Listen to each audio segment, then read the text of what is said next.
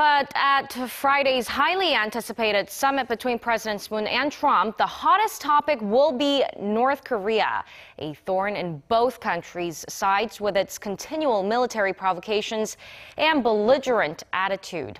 Outlining the core issues is our Kim Hysung.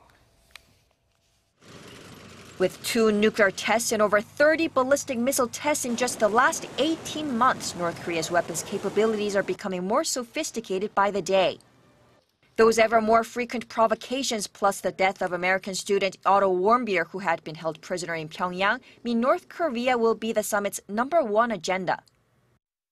Both Seoul and Washington agree on the goal of completely dismantling North Korea's nuclear weapons. But there are differences on how to achieve it. President Moon has called for a 2-track approach.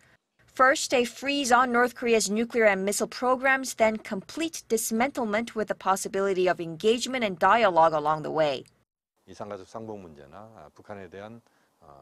President Moon wants to improve relations with North Korea while solving Pyongyang's nuclear weapons threat through engagement and pressure.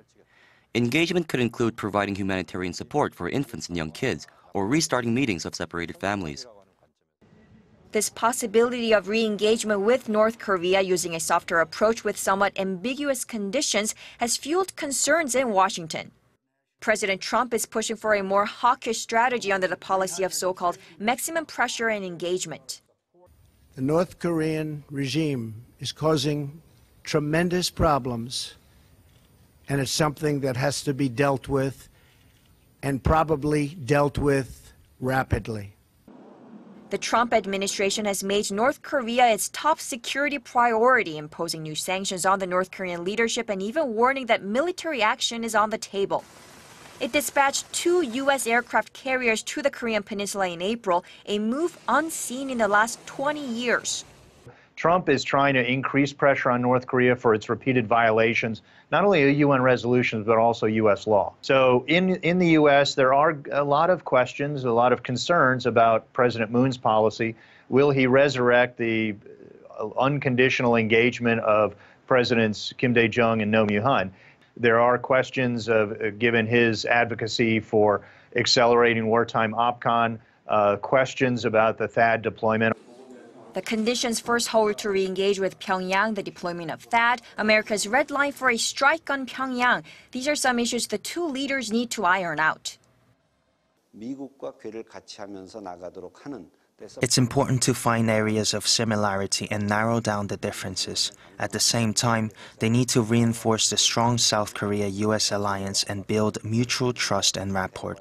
One concern, I'll say, is Trump's unpredictability. If he raises some contentious points or says something out of the blue at the press conference or any number of other things, remember how the presidency and President Trump talks were overshadowed by the sudden U.S. strike in Syria.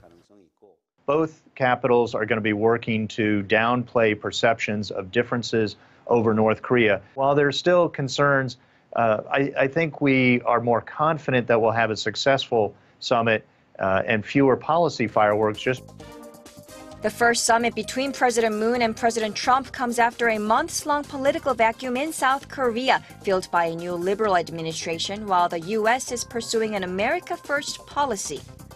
The summit will give the 2 leaders a chance to reinforce their country's strong alliance and find common ground on their approach to North Korea for the next several years. Kim Hysung, Arirang News.